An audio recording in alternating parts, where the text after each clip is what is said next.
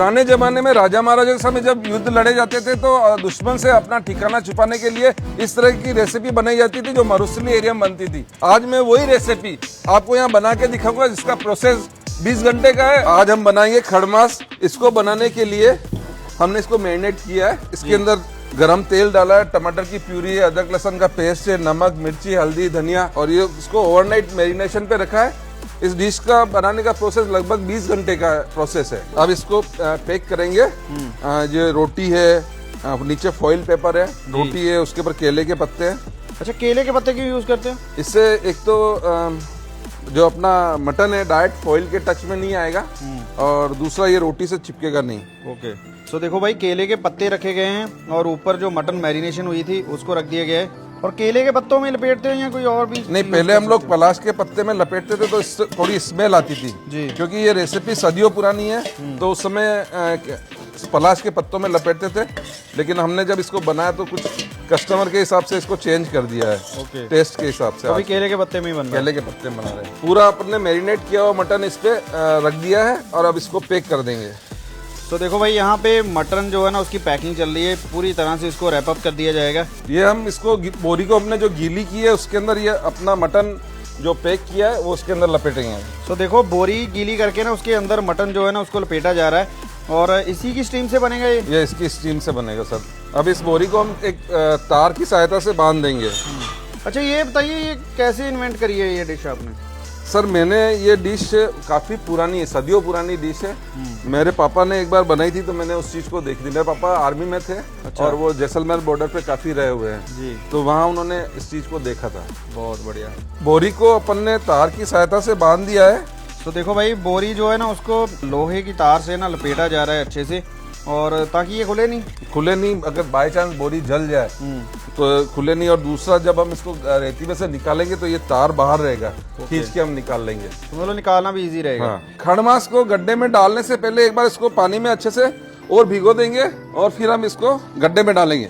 ये गड्ढे के अंदर अपन ने 2 घंटे पहले आग लगा दी थी। इससे अब इसके जो चारों तरफ जो ईंटें लगी वो गर्म हो गई है। खड़मास की पोटलियों को अपन गड्ढे में डाल देंगे। सो ये देखो भाई खड़मास जो लपेटा गया था बोरियों के अंदर उसको गड्ढे में डाल दिया गया है।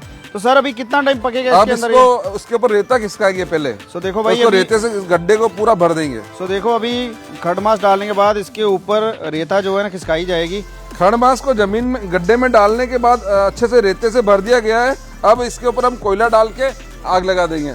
रेती डालने के बाद ना इसके ऊपर फिर से कोयले डाले जाएंगे और नीचे से भी हीट मिलेगी और ऊपर से भी हीट मिलेगी, तब जाके ये 9 घंटे के बाद तैयार होगा। लगभग 7:30 बज गए। अपने को 8.5 घंटे हो गए यहाँ पर इसको खड़मास को डाले हुए। अपन इसको अब निकालेंगे क्योंकि अपन ने इसके ऊपर आग भी जला दी थी तो टेम्परेचर मेंटेन रहा और अपना खड़मास बन गया है। खड़मास को अपन तार की सहायता से खींचकर ऊपर निकालेंगे।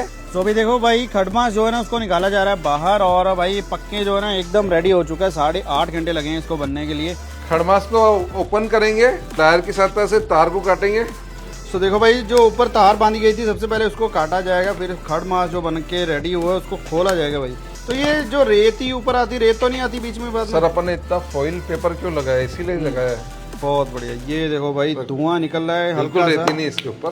तो देखो भाई खड़मास जो है ना उसको ओपन करा जा रहा है। सबसे पहले फॉइल पेपर हटा दिया गया है और ये देखो भाई तो हल्का हल्का आपको ऊपर ऑयल दिख रहा होगा।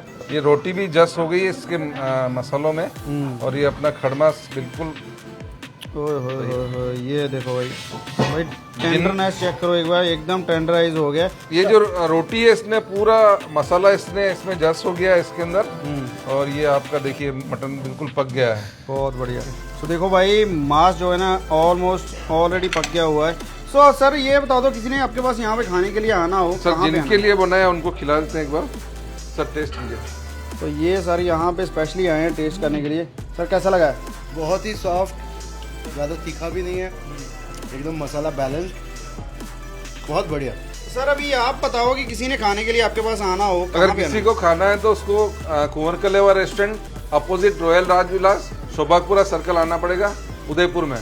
ठीक है, मेरा नंबर है 9351903747। किसी ने ऑर्डर करना हो एक दिन पहले करना पड़ेगा? खड़मास का एक दिन पहले ऑर्डर करना पड़ेगा।